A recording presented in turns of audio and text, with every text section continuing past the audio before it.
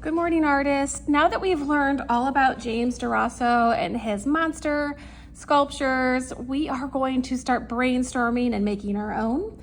You should have worked through your slideshow on Google Classroom, and you should have come up with some pictures, whether it's a holiday or a person, place, thing, or food that inspires your art, and a feeling to inspire your art. We're going to sketch our clay monsters, and I want to show you mine. So I was inspired by Halloween, since that's a holiday that's coming up. And then I was also inspired by the feeling silly. So these are my two inspirations. And when I draw my monster, I want to make sure that it looks like something that might be from the Halloween season and something that is silly.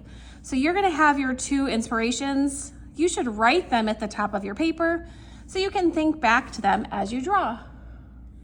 Remember, our pinch pot monster is going to have a wide open mouth.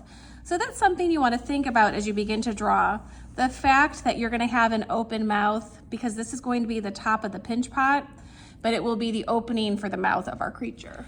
Now that I've sketched out my monster, thinking about my two inspirations, my feeling, and my other thing, which I chose Halloween, you can see I drew my little silly pumpkin monster. So I'm gonna pick some colors now to color this in so that when I get to glaze my art, I know what colors I'm choosing.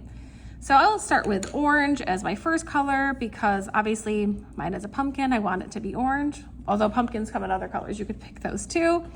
I'm gonna pick green for my stem, and then I need one more color, and I'm torn between black or yellow. So as I'm coloring, I'll decide which one I'd rather use.